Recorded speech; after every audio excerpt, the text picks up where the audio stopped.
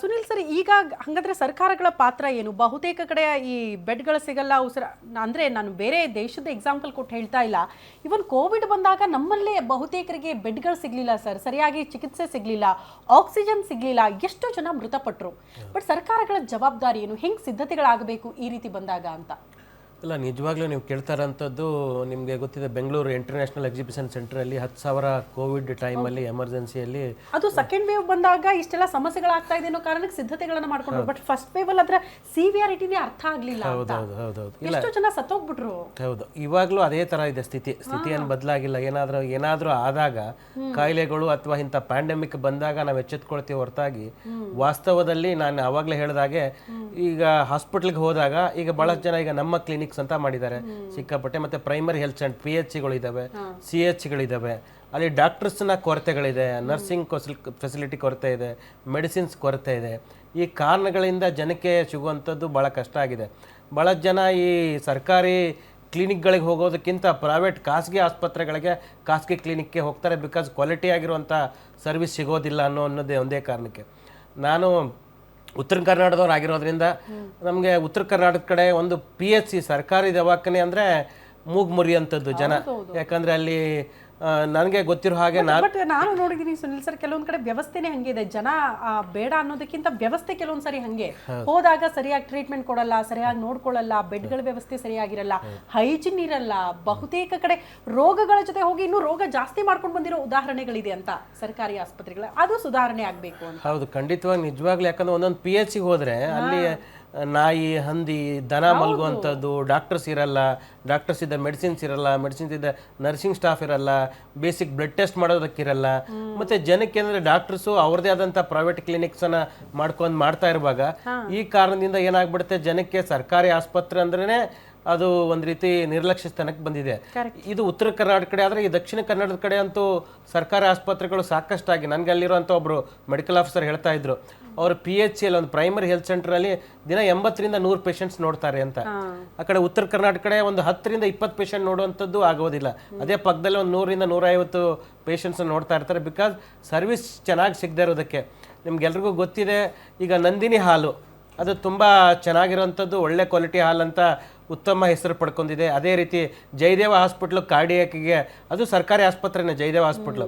ಆದರೆ ಜನ ಅದಾದರೆ ಚೆನ್ನಾಗಿದೆ, ಕ್ವಾಲಿಟಿಯಾಗಿ ಸರ್ವಿಸಸ್ ಕೊಡ್ತಾ ಇದ್ರೆ, ಅಡ್ಮಿನಿಸ್ಟ್ರೇಟಿವ್ ಚೆನ್ನಾಗಿದೆ ಅನ್ನೋದಕ್ಕೆ ಜಯದೇವಕ್ಕೆ ಹೋಗ್ತಾರೆ. ಅದೇ ರೀತಿ ಆದರೆ ಸರ್ಕಾರಿ ಆಸ್ಪತ್ರೆಗಳಿಗೆ ಹೋಗೋದು ಅಂದರೆ ಪ್ರೈವೇಟ್ PHCಗೆ ಹೋಗೋದು ತುಂಬ ಕಡಿಮೆ ಇದೆ. ಇನ್ನೊಂದು ನೋಡ್ಬೇಕಾದ್ರೆ ಈಗ ಸರ್ಕಾರಿ ಶಾಲೆಗಳನ್ನು ನೋಡಿದಾಗ ಕಂಪೇರೇಟಿವ್ ಸರ್ಕಾರಿ ಶಾಲೆಗೆ ಯಾರು ಹೋಗೋದೇ ಇಲ್ಲ, ಪ್ರೈವೇಟ್ಗೆ ಹೋಗ್ತಾರೆ. ಬಿಕಾಸ್ ಕಾರಣ ಅಂದರೆ ಇನ್ಫ್ರಾಸ್ಟ್ರಕ್ಚರು ಮತ್ತು ಇನ್ವೆಸ್ಟ್ಮೆಂಟು ತುಂಬ ಕಡಿಮೆ ಇದೆ. ಆಮೇಲೆ ಕ್ವಾಲಿಟಿ ಆಫ್ ಸರ್ವಿಸಸ್ ಸಿಗೋದಿಲ್ಲ, ಬೇಸಿಕ್ಸ್ ಮೆಡಿಸಿನ್ಸ್ ತಗೋದಿಲ್ಲ. ಮತ್ತು ಭಾಳಷ್ಟು PHCಗೆ ಹೋದಾಗ, ಪ್ರೈಮರಿ ಹೆಲ್ತ್ ಸೆಂಟರ್ಗೆ ಹೋದಾಗ ಡಾಕ್ಟರ್ ಕನ್ಸಲ್ಟೇಷನ್ ಸಿಗುತ್ತೆ ಹೊರತಾಗಿ ಮೆಡಿಸಿನ್ಸು ಮತ್ತು ಟೆಸ್ಟ್ಗಳನ್ನು ಹೊರಗಡೆ ಬರೀತಾರೆ. ಈ ಎಲ್ಲ ನಾನಾ ಕಾರಣಗಳಿಂದ ಜನ ಏನು ಮಾಡ್ತಾರೆ, ಅಲ್ಲಿ ಪ್ರೈಮರಿ ಹೆಲ್ತ್ ಸೆಂಟರ್ಗೆ ಹೋಗೋದು ಕಡಿಮೆ ಆಗುತ್ತೆ. ಅದಕ್ಕಾಗಿ ನಾನು ಆವಾಗಲೇ ಹೇಳಿದ ಹಾಗೆ ಪ್ರತಿಯೊಂದು PHCಯಲ್ಲಿ ಡಾಕ್ಟರ್ಸು ಒಬ್ಬ ಯಾವುದಾದ್ರೂ ಸರ್ಕಾರಿ ವೈದ್ಯಾಧಿಕಾರಿ ಆಗಿದ್ರೆ ಆ PHCಯಲ್ಲಿ ಅವ್ರ PHC ಅವ್ರ ವಾಸಸ್ಥಳದಲ್ಲೇ ಅವ್ರು ಇರಬೇಕಾಗಿರೋಂಥದ್ದು. ಭಾಳಷ್ಟು ಪ್ರೈಮರಿ ಹೆಲ್ತ್ ಸೆಂಟರ್ ಡಾಕ್ಟರ್ಸ್ಗಳು ಅಲ್ಲಿ ಇರೋದೇ ಇಲ್ಲ. ಆ ಕಾರಣಕ್ಕಾಗಿ ಏನಾಗುತ್ತೆ, ರಾತ್ರಿ ಟೈಮಲ್ಲಿ ಹೋದಾಗ ಯಾವಾಗಾದ್ರೂ ಡಾಕ್ಟರ್ ಟ್ರೀಟ್ಮೆಂಟ್ ಸಿಗಲ್ಲ.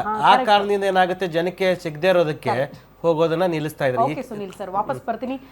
ಜನ ಕೂಡ ಒಂದಷ್ಟು ಡೌಟ್ಗಳಿರುತ್ತೆ. ಸಹಜವಾಗಿ ಕೋವಿಡ್ ಆದ ಬಳಿಕ ಮತ್ತೊಂದು ರೀತಿಯ ಸೋಂಕು ಕಾಣಿಸ್ಕೊಂಡಿದೆ ಅಂದ್ರೆ ನಮ್ಮಲ್ಲಿ ಬಂದ್ಬಿಟ್ರೆ ಹೆಂಗಪ್ಪ, ಇದು ಸ್ಪ್ರೆಡ್ ಆಗುತ್ತಾ ಅಥವಾ ನಮ್ಮ ಆರೋಗ್ಯದ ಮೇಲೆ ಯಾವ ರೀತಿ ಪರಿಣಾಮ ಬೀರುತ್ತೆ, ಹಿಂಗೆ ಹಲವು ಡೌಟ್ಸ್ ಇದ್ದೇ ಇರುತ್ತೆ. ಸೊ ನೀವು ಕೂಡ ಕರೆ ಮಾಡಿ ಮಾತನಾಡಬಹುದು. ಡಾಕ್ಟರ್ಸ್ ಇದ್ದಾರೆ, ಎಕ್ಸ್ಪರ್ಟ್ಸ್ ಇದ್ದಾರೆ, ಅವರಿಂದ ನೀವು ನೇರವಾಗಿ ಉತ್ತರ ಪಡೆದುಕೊಳ್ಳೋದಕ್ಕೆ ಗ್ಯಾರಂಟಿ ನ್ಯೂಸ್ ಒಂದು ವೇದಿಕೆಯನ್ನು ಕಲ್ಪಿಸ್ತಾ ಇದೆ. ನಂಬರ್ ಕೂಡ ಡಿಸ್ಪ್ಲೇ ಆಗ್ತಾ ಇದೆ, ನೀವು ಕೂಡ ಕರೆ ಮಾಡಿ ಮಾತಾಡಿ ಅಂತ ಹೇಳ್ತೀನಿ.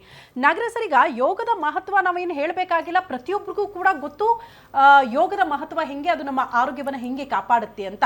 ಆದರೂ ಕೂಡ ಕೆಲವರು ಯೋಗವನ್ನು ನೆಗ್ಲೆಕ್ಟ್ ಮಾಡ್ತಾರ. ಈಗ ಬೇರೆ ಬೇರೆ ರೀತಿ ಜಿಮ್ಗೆ ಹೋಗೋದಂತೆ, ಬೇರೆ ಬೇರೆ ರೀತಿ ಎಕ್ಸರ್ಸೈಸ್ ಮಾಡೋದಕ್ಕೆ ಮೊರೆ ಹೋಗ್ತಾರೆ. ಬಿಟ್ಟರೆ ಯೋಗ ಮಾಡೋರ ಸಂಖ್ಯೆ ಸ್ವಲ್ಪ ಕಡಿಮೆ ಆಗ್ತಾ ಇದೆ ಅಂತ ಅನ್ಸುತ್ತಾ? ಇವಾಗ ಎಲ್ಲ ಪ್ರತಿಯೊಬ್ಬರು ಶೋಕಿಗೆ ಮಾಡ್ತಾರೆ. ಜಿಮ್ ಮಾಡೋದು, ಬಾಡಿ ನೋಡೋದು, ಅದು ನಮ್ಮ ಆರೋಗ್ಯದ ಪಾಡೆ ಗಮನ ಕೊಡಲ್ಲ ಅವರು. ಯಾವತ್ತು ಜಿಮ್ ಆಗಲಿ, ಕರಾಟ, ಅದು ಇದೆಲ್ಲ ವಯಸ್ಸಿನಲ್ಲಿದ್ದಾಗ, ವಯಸ್ಸಾದ್ಮೇಲೆ ಮೂಲೆ ಕೂತ್ಕೊಂಡು ಯಾವುದಲ್ಲ ಪ್ರಾಣಾಯಾಮ ಯೋಗದಲ್ಲಿರೋ ಎಷ್ಟು ವರ್ಷ ಆದರೂ ಮಾಡ್ಬೋದು. ಕರೆಕ್ಟ್.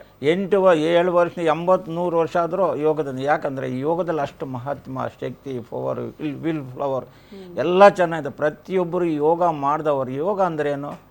ಧ್ಯಾನ, ಆಸನ, ಯೋಗಾಸನ. ಯೋಗ ಅಂದರೆ ಧ್ಯಾನ, ಆಸನ. ಯಾವ ಸ್ಥಿರಂ ಸುಖಂ ಅಂತ ಆಸನದಲ್ಲಿ ಯಾವ ಆಸನದಲ್ಲಿ ಕೂತ್ಕೊಂಡು ನೀವು ಚಿನ್ಮುದ್ರ ಇಟ್ಕೊಂಡು ವಜ್ರಾಸನಲ್ಲಿ ಕೂತ್ಕೊಂಡು ಧ್ಯಾನ ಮಾಡ್ತಾ ಪರಮಾತ್ಮ ಮೂಲಾಧಾರ ಸಹಸ್ರಾರ್ಗೆ ಎತ್ತು ಕೂತ್ಕೊಂಡು ಆ ರುಚಿನೇ ಬೇರೆ. ಆವಾಗ ನಮ್ಗೆ ಇಡೀ ಶರೀರವರ ಶುದ್ಧಿ ಆಗುತ್ತೆ. ಅಷ್ಟು ಪವರ್ ಯೋಗದಲ್ಲಿದೆ. ಯಾಕಂತ ಕೆಲವರೇ ಶೋಕಿಗೆ ಮಾಡ್ತಾರೆ ಅಷ್ಟೇ ಯೋಗ, ಪಕ್ಕ ಮಾಡಲ್ಲ ಯಾರು. 2 ಶೋಕಿಗೆ ಮಾಡ್ತಾರೆ, ಆಯ್ತು ನಾನು ಯೋಗ ಮಾಡ್ತೇನೆ ನಾನು ಅಂತ. ನಾವು 80ನೇ ಇಸ್ವಿಯಿಂದ ಇವತ್ತು ಯೋಗ ಬಿಟ್ಟಿಲ್ಲ. ರೆಗ್ಯುಲರ್ ಊಟ ಮಾಡ್ದಂಗೆ ಮಾಡ್ತಾನೇ ಇದ್ದೀವಿ. ಆ ಯೋಗ ಯಾರು ಪರ್ಫೆಕ್ಟಾಗಿ ಮಾಡ್ತಾರೆ ಅವ್ರಿಗೆ ಯಾವ ಕಾಯಿಲೆನೂ ಇಲ್ಲ. ನುರಿತ ಗುರುಗಳಿಂದ ಅಕಸ್ಮಾತ್ ನಿಮಗೆ ಒಂದು ಇದೇ ಬಂದು ನೋವು ಬಂತು, ಬ್ಯಾಕ್ ಪೇನ್ ಬಂತು, ಅದಕ್ಕೆ ಅವರಿಂದ ನೀವು ತಿಳ್ಕೊಳ್ಳಿ. ನಮ್ಮ ಹತ್ರ ಯಾರಾದ್ರು ತಿಳ್ಕೊಂಡು ನೀವು ಅವ್ರು ಹೇಳಿ ಶುದ್ಧವಾಗಿ ನೀವು ಕಲೀರಿ. ಕಲಿತಾಗ ನಿಮಗೆ ಆರೋಗ್ಯವು ಚೆನ್ನಾಗಿ ಕಾಣುತ್ತೆ. ಓಕೆ ಓಕೆ, ವಾಪಸ್ ಬರ್ತೀನಿ ನಾಗರಾಜ್ ಸರ್, ಹಾಗೆ ಸಂಪರ್ಕದಲ್ಲಿ ಇರಿ, ಅಂದರೆ ಮಾತಾಡ್ತೀನಿ ನಿಮ್ಮ ಹತ್ರ. ಎಡ್ವಿನ್ ಮ್ಯಾಮ್, ಈಗ ನಾವು ಆಹಾರ ಪದ್ಧತಿ ಬಗ್ಗೆ ಮಾತಾಡ್ತಾ ಇದ್ವಿ, ಜೊತೆಗೆ ನೀವು ಯಾವ ರೀತಿ ಆಹಾರ ಪದ್ಧತಿನ ನಮ್ಮ ಜೀವನದಲ್ಲಿ ಅಳವಡಿಸ್ಕೊಂಡ್ರೆ ಉತ್ತಮ ಅನ್ನೋದ್ರ ಬಗ್ಗೆ ಮಾತಾಡ್ತಾ ಇದ್ರಿ. ಎಷ್ಟೇ ಕೇರ್ ಮಾಡಿದ್ರು ಕೂಡ ಬಹುತೇಕ ಕಡೆ ಈ ಜನಕ್ಕೆ ಜ್ವರ ಬಂದಾಗ, ನೆಗಡಿ ಬಂದಾಗ, ಕೆಮ್ಮು ಬಂದಾಗ ತತ್ಕ್ಷಣಕ್ಕೆ ವೈದ್ಯರ ಹತ್ರ ಹೋಗಬೇಕು, ಡಾಕ್ಟರ್ ಹತ್ರ ಹೋಗ್ಬಿಡ್ಬೇಕು ಅಂತ ಈ ಮೆಡಿಸನ್ ಮೊರೆ ಹೋಗ್ತಾರೆ.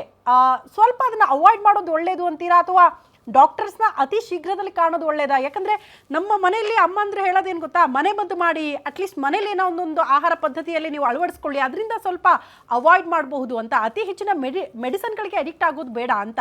ಸೊ ಆಹಾರ ಪದ್ಧತಿಯಲ್ಲಿ ಏನಾದರೂ ಮೆಡಿಸನ್ಗಳನ್ನು ರೂಢಿಸ್ಕೊಳ್ಬಹುದಾ ಅಂತ ನಾವು